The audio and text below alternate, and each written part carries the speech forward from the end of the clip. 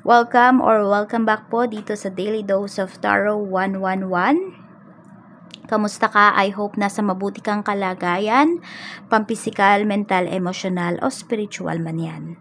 Paalala lamang po na ang video na ito ay para lamang sa mga Taurus na may malawak na kaisipan.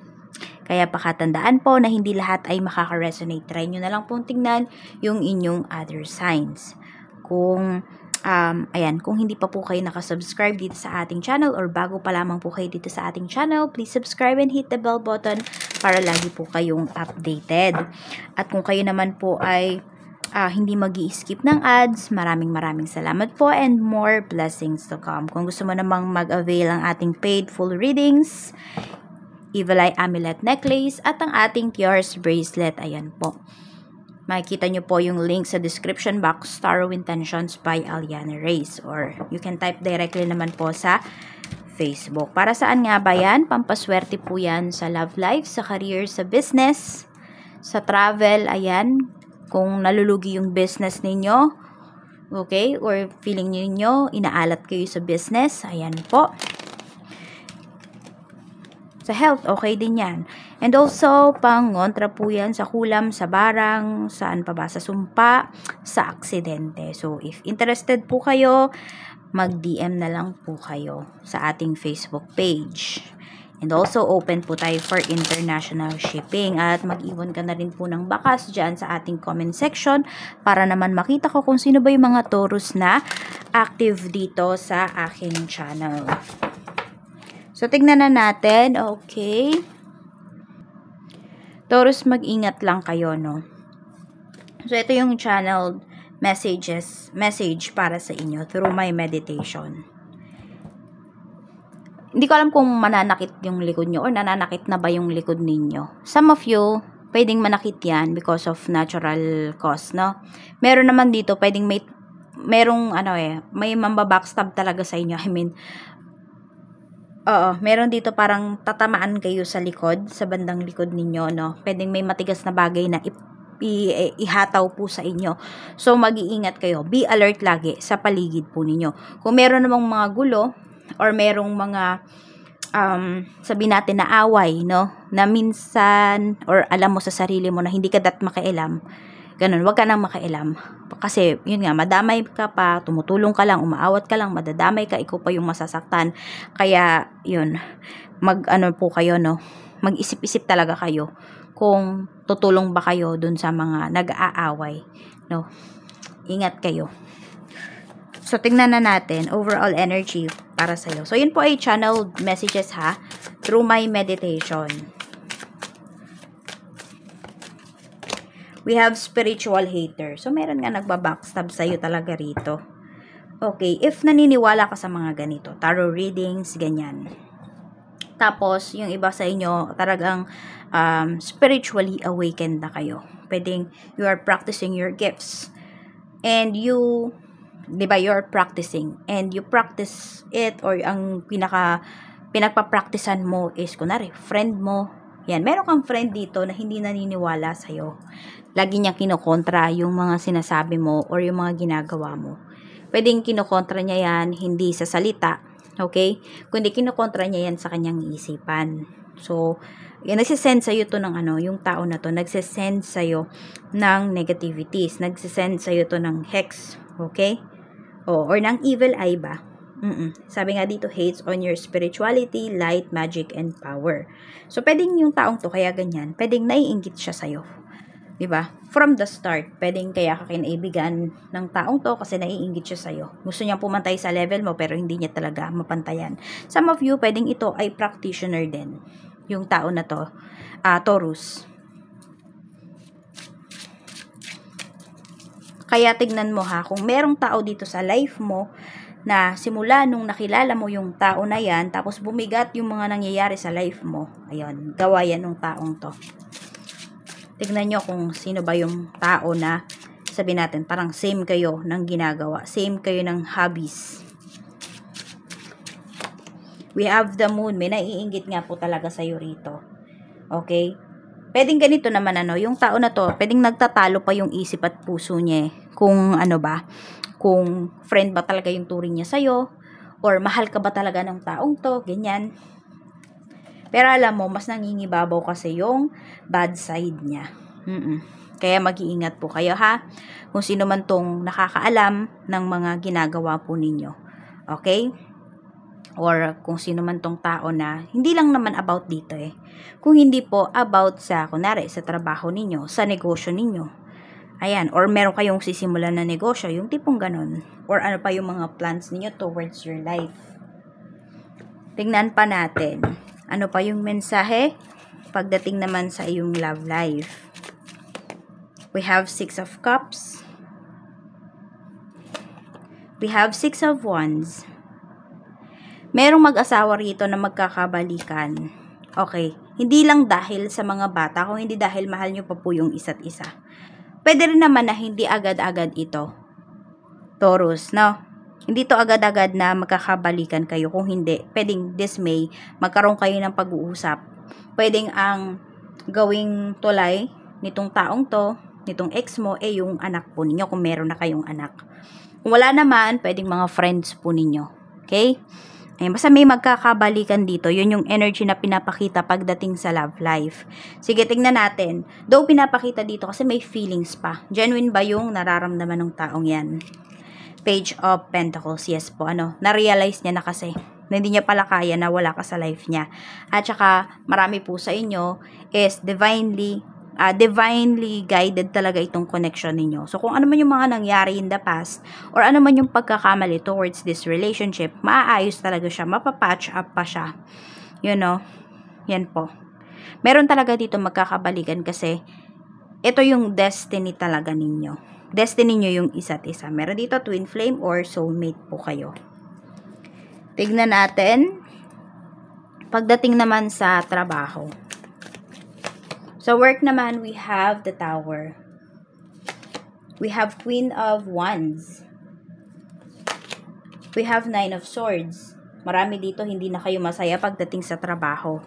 So, may nagpapanggap na lang dito na okay kayo sa work. Kasi, ayan po. Sabihin natin, dito pa rin kayo kumikita. Ito yung bread and butter ninyo. Pero, hindi na po talaga kayo satisfied. Hindi na kayo masaya. No, hindi na siya fulfilling para sa inyo yung career na ito. So, napapag-isipan nyo na talaga na umalis. Actually, iba sa inyo, hindi na kayo makatulog. We have the Star. Pursue mo talaga yung gusto mo. Okay, this May, pursue your goals. Sabihin natin, sige, kasi di naman basta-basta dapat kayo mag-resign sa trabaho. Kahit sabihin natin na hindi yan fulfilling. Kasi kailangan prepared daw kayo rito. So, pag prepared na kayo, alam niyo sa sarili niyo na may ipon kayo. Actually, hindi lang 3 months yung sinasabi sa inyo dito ni Universe, no? Kailangan 6 months. Sabi natin, hindi naman sa amin na manifest mo to, pero dapat 6 months prepared ka, no? Kahit wala kang trabaho ng 6 months, kailangan mabubuhay ka. Okay, so yun yung paghandaan mo. Tsaka ka gumawa ng decision kung magre-resign ka ba dito sa trabaho na ito. Pero, kung mental health nyo na po yung naaapektuhan, alis na po kayo. Okay? Siguro kahit 3 months na lang na alam mo na mabubuhay ka, you go for it na. Pursue your goals. Yan, may mga pagbabago rin talaga na sinasabi rito para sa inyo. King of Swords, ito. Pwedeng may support ka naman na makukuha towards your family.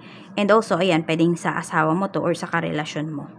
So, parang yun yung isa sa mga magpapaboost ng confidence mo, no, para gawin talaga yung bagay na gusto mong i-pursue. 3 of Pentacles. Ayan po, kung gusto mong lumipat ng trabaho, lipat ka na daw ng work. Basta alam mo sa sarili mo dito na prepared ka na. Kasi, kung sinasabi mo dito na stress na po ako sa trabaho, pag lumipat ka na hindi ka handa, baka mas maging sobrang stress ka pa.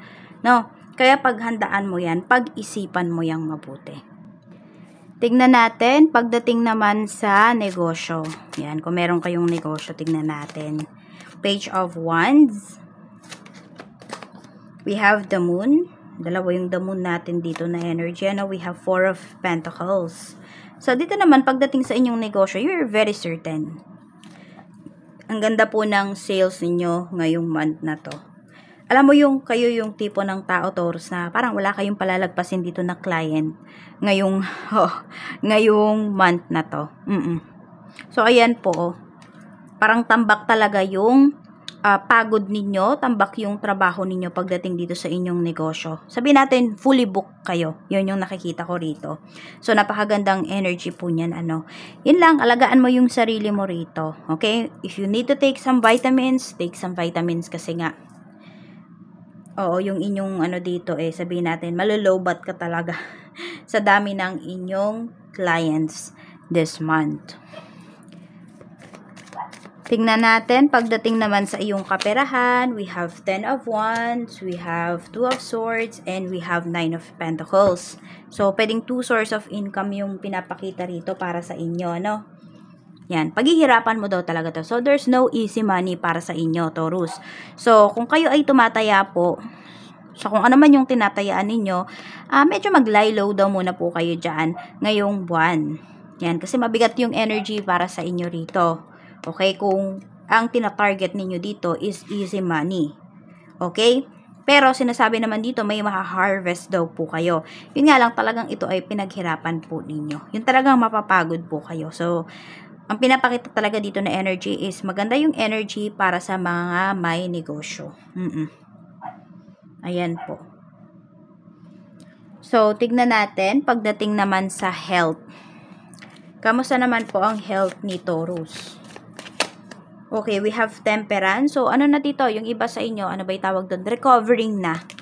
We have 3 of Swords. I don't know kung meron dito nagpa-open heart surgery ba yung iba sa inyo? And meron naman po dito, ayan, healing na yung iba sa inyo. Kung may third party man, yes, emotional, and also mental stress po ang inyong naranasan or mararanasan. Pero sinasabi naman dito na kayo po ay makaka-recover. For some of you naman, pwedeng dala na lang din po ng age ninyo. Kaya po kayo nagkakasakit. Kaya, syempre, alagaan ninyong mabuti yung inyong sarili. And lalong-lalo na yung heart po ninyo. Heart and feet ninyo. Alagaan nyo po yan. So, any travels this month para sa'yo? We have 10 of Pentacles. Meron dito yung iba sa inyo magta-travel kayo with your family. Meron naman po dito magta-travel kayo para makita yung inyong pamilya. So, pwedeng may magbe-vacation dito with this 10 of Pentacles. So, yun lang. Medyo malaki-laki talaga yung magagastos ninyo dito. Kaya, i-manage ninyo talaga ng maayos yung inyong kaperahan.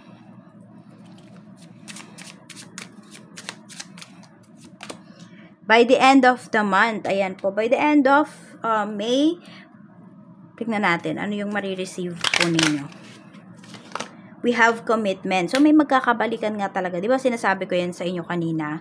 Ayan po. Pwedeng kasi ma-feel nyo talaga na mas nag-e-effort sa inyo yung person ninyo. Or sabihin natin kung hindi naman kayo naghiwalay dito, ayan po, mas magiging committed yung person mo, yung asawa mo, sa relasyon ninyo. We have party. So, pwedeng may magpapakasal po rito. And yung sinasabi ko kanina, yung pagdating sa trabaho, ayan, 'di ba? Sabi ko may nag-e-encourage talaga sa inyo dito na i-pursue yung inyong dreams. Ayan din po. May i-celebrate kayo dito kasi pwedeng ipo-pursue nyo po talaga yon and mafe-feel mo talaga yung presence and support ng person mo. We have naman victory. Sabi sa inyo dito ni Archangel Sandalphon, your prayers have been heard and answered. Have faith. Okay. So, ayan po, answered prayer na para sa inyo. Panalong-panalo po kayo dito ngayong buwan, Taurus. Yan lamang po. Maraming salamat. Mag-iingat po kayo and more blessings to come.